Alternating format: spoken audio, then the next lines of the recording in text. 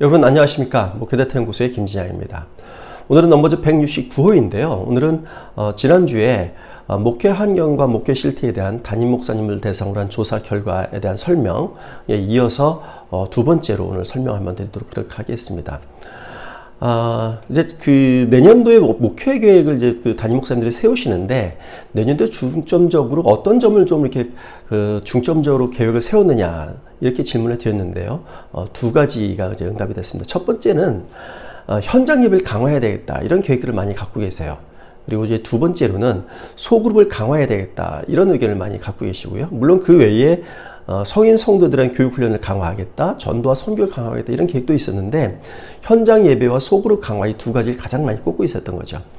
현장 예배를 강화하려는 의도는 충분히 이해가 갑니다. 왜냐하면 코로나 이후에 지금 교회 출석 성도가 코로나 이전을 회복하고 좀 못하고 있죠. 적게 나오는 교회는 한 코로나 이전에 한 60%, 많이 나와도 한 80% 정도밖에 회복되지 못하고 있다는 것들이 이제 각 교회에서 들려오는 얘기인데요.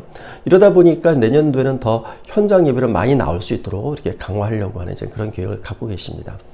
두 번째는 소그룹 강화는 이제 그 성도들이 코로나를 맞으면서 교회에서 나오지 않는 거죠. 그렇게 되면서 성도들의 어떤 신앙생활도 많이 약화가 되고 있었습니다. 근데 이거를 소그룹 활동을 하시는 분들하고 소그룹 활동을 안 하시는 분들하고 좀 비교를 해봤더니 소그룹 활동하시는 분들이 훨씬 더 신앙 활동을 열심히 하고 있고 또 이분들의 신앙의 약화가 소그룹 활동을 안 하는 분보다는 좀 이제 적었던 걸로 나타나고 있었습니다. 그리고 교회에서 이제 공동체를 이루는 데 있어서도 소그룹을 활동을 하는 분들은 교회에서의 공동체성을 훨씬 더 많이 느끼고 있었던 거죠. 특히 이제 코로나19 이후에 공동체성이 사라지면서 이 공동체를 강화해야 되겠다 이런 움직임이 나타나고 있는데 바로 이 공동체의 핵심이 소그룹이기 때문에 소그룹을 강화하려는 이런 계획들이 이제 많이 내년에 있을 것 같습니다. 그렇다면 이제 소그룹이 이렇게 중요한데 소그룹이 과연 잘 되고 있느냐 이렇게 한번 질문을 드려봤는데요. 10분 중에서 6분은 잘 되고 있지 않다 이렇게 응답을 하고 있고 10분 중에 4분만이 잘 되고 있다 이렇게 응답을 하고 있습니다. 이렇게 보면 전반적으로 소그룹이 잘 되고 있지 않는 것 같습니다. 근데 소그룹이 중요하다고 하는 건 이제 거의 모든 목사님들 사실은 좀 아십니다. 그 필요성에 대한 절감의 수준은 좀 다를지 몰라도 소그룹 중요하다는 거는 어느 누구도 부인할 수 없는 사실이죠. 근데 이렇게 중요한다는 걸 다 알고 계심에도 불구하고 실제적으로 소그룹이 잘 안 되고 있었습니다. 근데 그 이유가 뭐냐면 목사님들의 이번 조사에도 그게 드러났는데요. 두 가지를 볼 수 있습니다. 첫째로는 성도들이 바빠서 모일 시간이 없다 이렇게 응답한 비율이 56%였고요. 그리고 헌신된 리더가 없다 이렇게 응답한 비율이 49%였습니다. 그러니까 소그룹은 리더와 구성원 이렇게 모여서 소그룹이 이루어지는데 구성원들은 바빠서 모이지 못하고 또 리더는 헌신된 분이 없고 이러면 소그룹이 기본적으로 모일 수가 없는 거죠. 모이지 못하면 소그룹이 잘 운영될 수는 없는 겁니다. 기본적으로 모여야 잘 운영될 수 있는 건데요.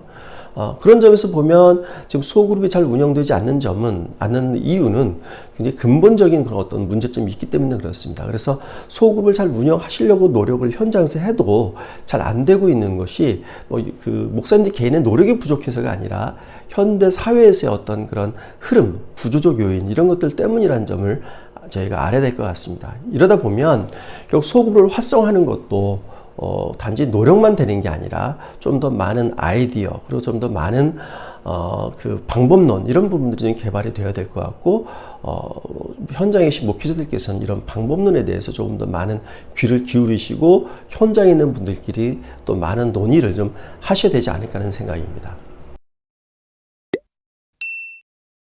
그래서 소그룹을 강화하기 위해서는 어떤 것들이 필요하냐 이런 질문을 해봤더니요. 그래서 담임 목사님들은 소그룹 리더를 훈련시키는 게 필요하다 이렇게 응답한 비율이 45%로 제일 높습니다. 그 다음 두 번째가 다양한 관심사를 가진 성도들끼리 어떤 소그룹을 만든다 이렇게 응답한 비율이 24%, 그 절반이 이어였죠. 이렇게 보면 소그룹에서 소그룹 리더 훈련이 얼마나 중요한지를 목사님 다 알고 계신다는 거고요. 그래서 이 부분에 대한 노력을 여러분들이 현장에서 하고 계시는데 잘 되고 있지 않다는 점에서 좀 안타까운 현실입니다. 근데 다음으로 내년도에 그 목사님들이 그 교인들을 대상으로 해서 교육 훈련을 어떻게 생각하고 계신지 한번 좀 살펴보겠습니다. 내년도에 그 성인 교인을 대상으로 한 그런 교육을 올해보다 어떻게 할 것이냐 이렇게 질문을 드렸더니요. 올해보다 늘릴 생각이다. 이렇게 응답한 비율이 59%, 10명 중에 6분이었죠. 그리고 올해 수준을 유지할 생각이다는 건 40%밖에 되지 않았습니다. 그래서 내년도에 성인들 대상으로 한 그 교육을 좀 많이 강화할 것으로 이렇게 예상이 되는데, 주로 어떤 교육을 강화할 것으로 예상이 되냐면 성경에 대한 교육이 가장 많았습니다. 성경 통독, 성경 묵상 훈련, 그리고 성경에 대한 강의, 이 두 가지가 이제 제일 꼽혔고요. 그 다음으로 제자 훈련입니다. 특히 제자 훈련은 성도들이 성경을 배워서 그걸 자기 실생활에서 그 성경대로 살아가면서 제자로서의 삶을 살아내는 이런 걸 이제 훈련시키는 건데요. 그래서 이 제자 훈련을 하는 많은 교회들이 이것을 통해서 성도들 삶이 변하고 있고, 또 교회 성장도 되고 있는 이런 것들이 이제 많이 보고되고 있습니다. 그래서 각 교회마다 제자 훈련에 신경을 많이 쓰시는데, 이 부분을 조금 더 이제 강화해야 되겠다, 이런 응답들을 목사님들이 많이 하고 계십니다. 이번에는 목사님들이 총회에 대해서 어떤 점을 바라는지 한번 좀 질문을 해봤습니다. 그랬더니 크게 두 가지 또 꼽혔습니다. 첫째로 꼽힌 것이 소형교회를 지원해달라, 이렇게 응답한 비율이 39%였습니다. 10명 중에 4명 정도였죠. 우리 이 소형교회의 기준을 교인 몇 명 수로 잡을 거냐는 뭐 공식적인 건 없습니다. 그런데 저희 넘버즈도 한번 다룬 바 있습니다만, 교인 수 50명 이하의 교회가 우리나라 전체 교회의 절반을 넘을 정도로 사실은 우리나라 소형교회들이 굉장히 좀 많이 있습니다.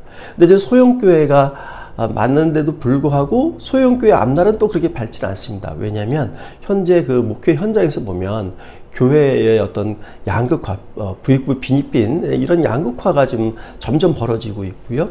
그리고 소형교회가 그 대형교회를 쫓아가지 못하는 시설이라든지 인력이라든지 이런 점에서 쫓아가지 못하는 이런 형편에 있습니다. 그러다 보니까 소형교회가 점점 어려울 수밖에 없는 건데요.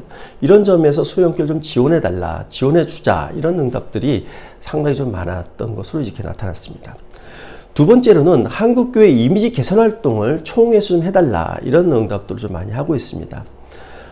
우리나라에서 그 교회 이미지가 많이 실추되어 있다는 것들은 뭐 많은 발표, 저희 넘버즈에서도 많이 다룬 바 있습니다만, 이런 발표나 뭐 이런 걸 통해서 저희도 충분히 알고 있고, 또 실제로 성도들이 사회에서 생활을 하면서 또 이런 것들은 체감적으로 또 많이 느끼고 있는 겁니다. 그런데 이런 교회 이미지가 좀 나빠지게 되면 저희 그 성도들이 사회에 나가서 선교나 전도를 할 때에도 이것들은 분명히 장애 요인으로 작용할 수밖에 없습니다. 그래서 이제 이런 교회 이미지 개선 작업이 좀 있어야 되는데, 개교회에서 이런 걸 하기는 어렵죠. 그러다 보니까 총회에다가 이런 점을 이제 요청을 하고 있는 겁니다. 그 다음으로 이제 담임 목사님들은 신학교에 대한 요구사항이 또 있었습니다. 신학교에 대해서는 목회 현장에 필요한 실천적 지식 교육을 해달라, 이런 응답이 63%로 가장 높았습니다.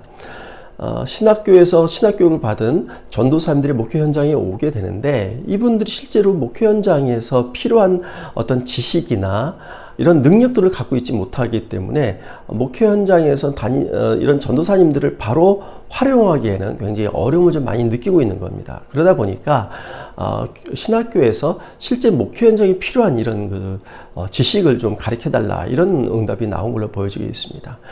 결국은 신학교는 결국 교회를 돕기 위해서 만들어진 것이라고 본다면, 학교 따로 교회 따로가 아니라 교회를 돕기 위한 그런 신학교육이 이루어진다는 데 대해서는 이론의 여지는 없을 것 같습니다. 이상 말씀을 한번 좀 정리해 보겠습니다. 현재 내년도에 목회 계획을 세울 때 그 담임 목사님들은 현장 예배에 대한 관심이 가장 많습니다. 아직까지도 회복하지 못한 이런 교회 출석자 숫자를 다시 코로나 이전으로 회복하고자 하는 이제 이런 마음에서 이런 계획을 세우고 계시는데요. 근데 현장 예배에 나오지 않는 것은 단지 코로나19가 무서워서 그런 건 아닙니다. 이미 현장 예배가 아닌 온라인 예배에 대해서 익숙하고 이것이 주는 장점을 맛보았기 때문에 그 교회 현장으로 나오지 않고 집에서 온라인 예배를 드리고 있는 겁니다. 따라서 현장 예배를 강화하기 위해서는 온라인 예배에서 주지 못하는 점, 현장에 나와야만이 느낄 수 있고 맛볼 수 있는 이런 흥미와 그리고 유익함을 주어야만이 온라인 예배를 드리지 않고 현장 예배로 나올 수 있을 것 같습니다. 그게 뭐냐면 현장성을 강화하는 겁니다. 현장성이란 무엇일까요? 그거는 현장에서 느낄 수 있는 예배의 감동, 이런 것들을 느껴줄 수 있도록 예배의 기획을 잘하는 거죠. 그리고 집에서 이제 온라인 예배를 드리면 혼자 찬양을 해야 됩니다. 혼자 찬양을 하면 사실은 그렇게 찬양 자체가 막 가슴에 와닿지도 않고 그렇게 은혜가 안 되는 경우들도 많이 있습니다. 찬양은 공동체로 드릴 때 그 찬양에 더 힘이 있어지고 또 은혜로운 경우들이 많이 있습니다. 그래서 교회에서의 찬양을 이전보다 더 은혜로운 찬양을 드릴 수 있도록 이렇게 노력하시는 것도 굉장히 필요하다고 보여지고요.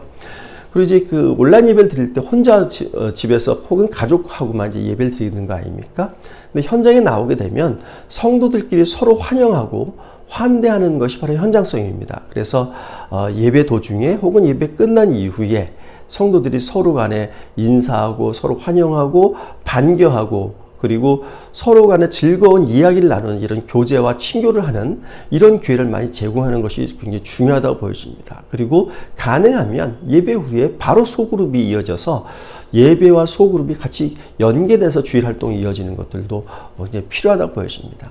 그래서 앞으로는 대개 교회에서 예배 끝나면 많은 성도들이 교회 봉사 사역에 동원되는 경우가 많습니다만 이제는 예배 끝나고 사역을 좀 줄이고 성도들 간에 서로 소통하고 교통하는 이런 것들이 좀 더 많아지는 교회가 될 때 현장성이 강화되고 그것이 현장 예배로 교인들을 나오게끔 하는 유인책이 될 수 있다고 생각이 됩니다.